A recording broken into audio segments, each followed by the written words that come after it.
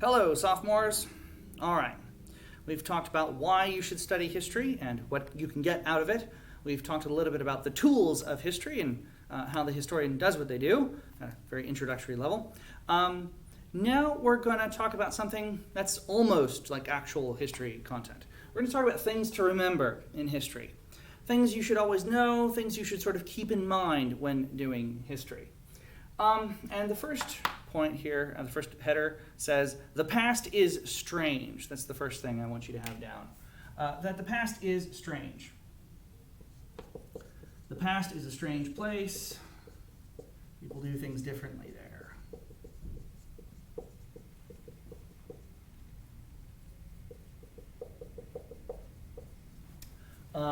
That was a quote said by one of those old distinguished British historians. When you teach history, it really helps to have a handy supply of like great quotes from old British historians, so you can like pop one out as needed. Makes you sound, like you know what you're talking about. And I always blank on the name of the historian, but he said, the past is a strange place. People do things differently there. Meaning that even though human nature is constant,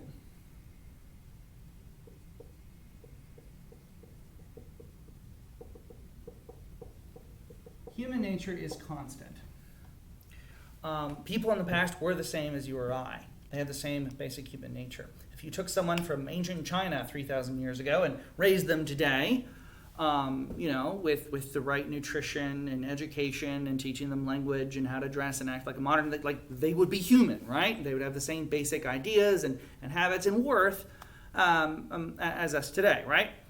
But when you take very different situations, different historical circumstances, you will end up being a different individual. So human nature will express itself in different ways. So I just said, what would happen if you took someone from China thousands of years ago and raised him today? Well, what if you or I were kidnapped at birth, taken to China and raised in an orphanage and then adopted into a family?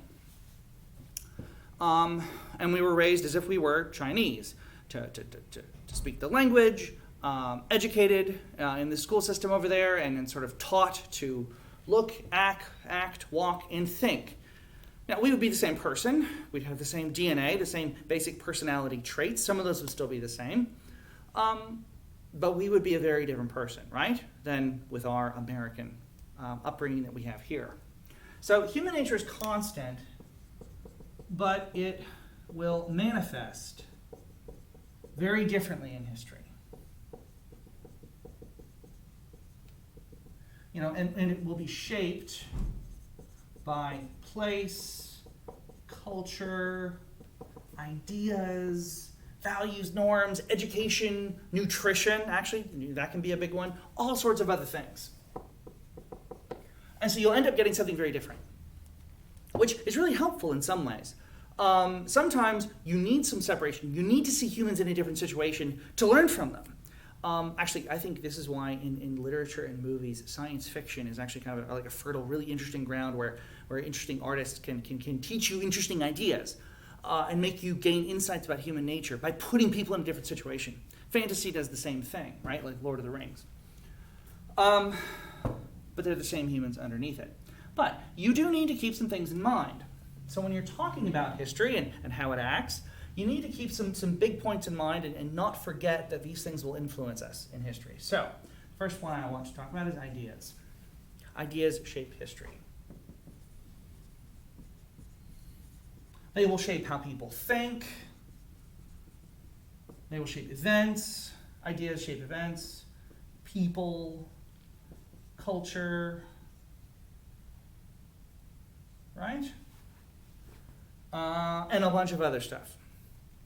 So, just for example, America was settled by people, first from England, who thought, sort of like the Protestants from England coming out of the Protestant Reformation, and they were shaped by, like some of the ideas of John Locke and some of those Enlightenment thinkers, and that helped influence the culture they created.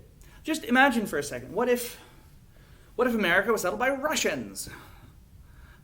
With their own religious and political tradition and language and institutions. Some things about America would maybe be similar, But other things would be different, right? Because of the power of the ideas and the culture embedded in them. And an important point, so I'll sort of say, like, what if America was settled by Russians instead of Englishmen?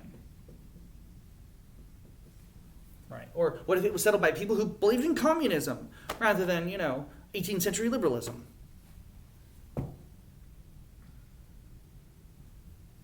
Here's an interesting wrinkle, though. Don't forget this.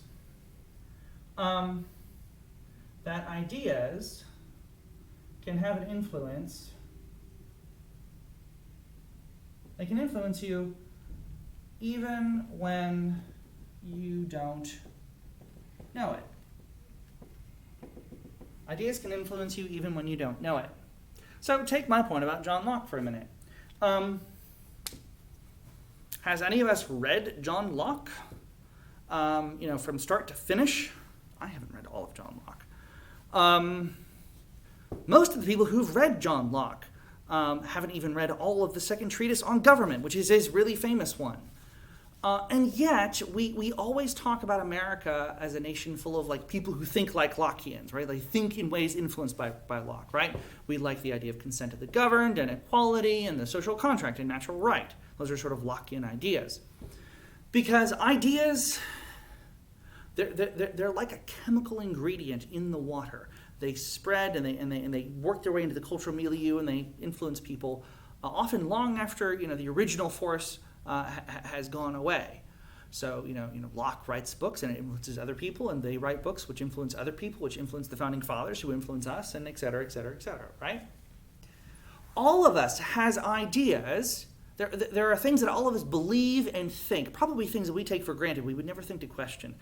To us, it's dogma, it's reality itself. But we didn't come up with these ideas, other people did. This is like cultural or moral programming in your brain, helping teach you how to act. Imagine if you saw an old lady crossing the road and she's about to get run over by a bus. Oh no, that's really bad, right? Well, what do? Do you stop and think and engage your moral reasoning and say, what's this moral situation? What are the costs involved?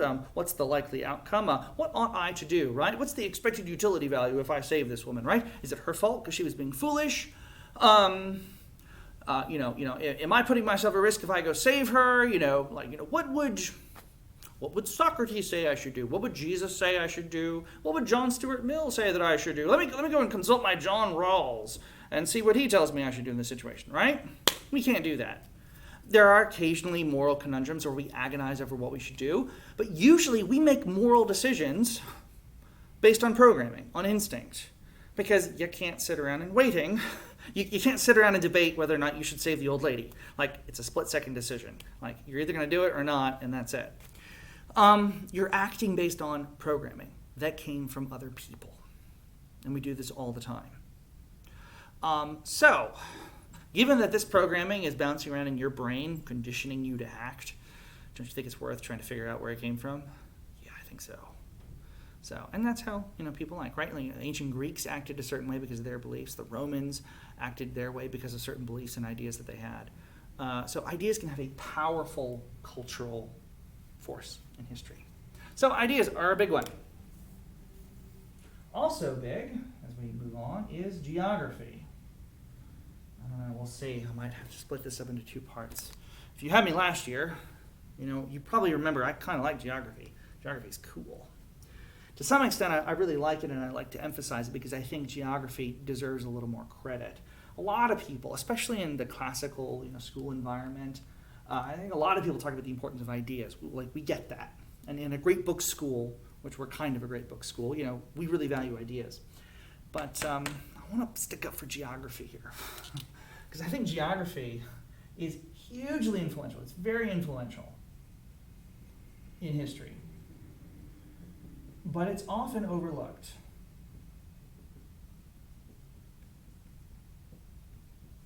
Now, we might realize in history that it was influential. You all probably remember from last year, talking about ancient Greece. It's mountainous, it has a long coastline, it's hard to unify, so it makes sense that Greece is divided up into a bunch of small little polises, which fight all the time. and why Athens is a commercial power because of its port, right? Which makes Athens more open to ideas in exchange from the outside world. So we often realize historically that geography matters, but we often, I think, overlook it even there, and we overlook it even today. In fact, I think today we sometimes think geography doesn't matter anymore. There was a famous book a couple decades ago called The World is Flat, hot, flat, and overcrowded. This idea that with modern travel, airlines, and the internet and smartphones, I can talk to anybody around the world. I can get on an airplane and be in, China in 18 hours. Well, no, I can't do that anymore right now. Not under pandemic.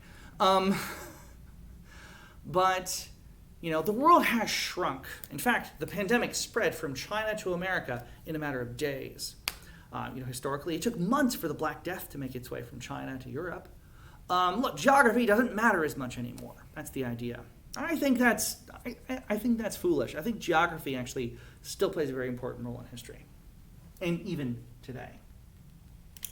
You should always keep in mind the value and the importance of things like mountains, rivers, deserts, plains or plateaus, oceans, and even the weather.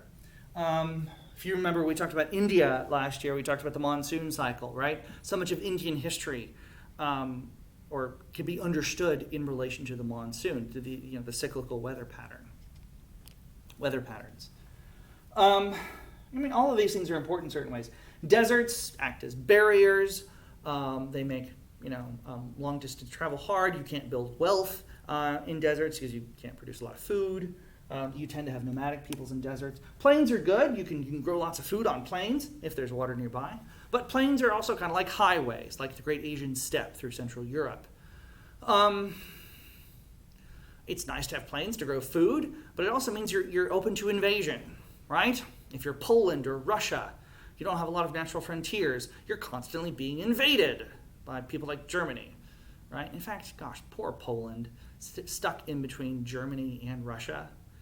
Poland's had a rough 300 years. They might be on the upswing. I'm bullish on Poland. Go Poland. They had a good Middle Ages. People forget that. So plains. Mountains, of course, are a nice barrier. But they also can be a source of wealth. Often you can find mines and natural minerals and resources. Mountainous countries tend to be broken up. They're isolated. They're hard to unify. They can be powerful nonetheless, right? Greece is very mountainous and hard to unify. Macedonia was like that. Switzerland is like that. Mountains tend to produce, sort of semi-tribal people who are really tough fighters, hill fighters. Afghanistan, I said Switzerland, West Virginia. I'm kidding. I'm not kidding at all. West Virginia, absolutely. A bunch of tough mountain fighters. Deserts. Let me say a word for just water in general and rivers. As just being incredibly important. Again, hopefully some of this is review from last year. All other things being equal, shipping goods by water is about 12 times cheaper and more efficient than any other form of transportation. Even today, to some extent, even especially still today. Shipping stuff on land by horse and cart is actually very slow. You have to stop every night. The animal needs food, so you've either got to carry the food or get it, or the animal has to stop and graze, which slows you down. And if the animal breaks down, you're in trouble. But a boat floating down the Nile, powered by wind or oars, pretty easy. And even though it's going slow, it doesn't stop. It can also carry a lot more. A horse-drawn wagon might be limited to a few hundred or 1,000 pounds. Even in the ancient world, you could see grain ships, or you could see transport ships carrying dozens of tons. By the time of the Roman Empire, they had grain ships that could carry 600 tons of cargo. And today you have 90,000-ton oil supertankers. 90,000 tons. That's incredible. And that's more efficient and cheaper than rail, truck. Think about it. You don't have to build a railway or a highway or an airport. Ships don't fall out of the air. Water transportation is great. Rivers are especially nice. Rivers flow, so if you're going with the current, that's really easy. They don't have storms. Big storms on the ocean can sink your boat, but it's much harder to sink on a river, right? But rivers, paradoxically, rivers are highways, but they're also barriers because it's tough for armies to cross them. When the U.S. was invading Italy in World War II, it was really hard to fight your way up Italy because every couple dozen miles, there's another big river flowing down from the mountains, and you got to stop and fight the Germans and get your way across. It's very slow going. So rivers are great. They also provide irrigation for crops. Remember the Nile River Valley from last year, and many others besides. And they can be, of course, a source for food outright. So, if your crop harvest fails, but you're near a body of water, hopefully fish can keep you going. So that's really tremendous. And I'll say a final thing about the role of ports and cities in history. We'll wrap this up in just a second. Think about almost every famous or important city that became really wealthy. It's pretty much always near a body of water, and usually a large one. Most of the great cities in history are port towns. Athens, Alexandria, Venice, London, Amsterdam, Singapore, Hong Kong, Tokyo, Seoul, South Korea, Shanghai, China, and many, many, many, many, many others. Being near oceans is good, actually. It's good for trade and commerce, which is, in many ways, is the engine of wealth. Trade and commerce is. It exposes you to new ideas. So this is why Athens is more philosophically creative. It gets new ideas, from the East. It also exposes you to diseases, as we've just been reminded this year. But, there you go. And so if you think about it, even in America, our biggest cities are port towns. New York City, Los Angeles, San Francisco, Houston, Chicago's on the Great Lakes, right? Dallas is almost an exception. We're actually punching above our weight right now. Final point, and this is true today. 90% of the world's population, 90% of all humans on Earth live within 100 miles of a coastline. All right, on that bombshell, I'll stop, let you check the notes, and then we'll come back.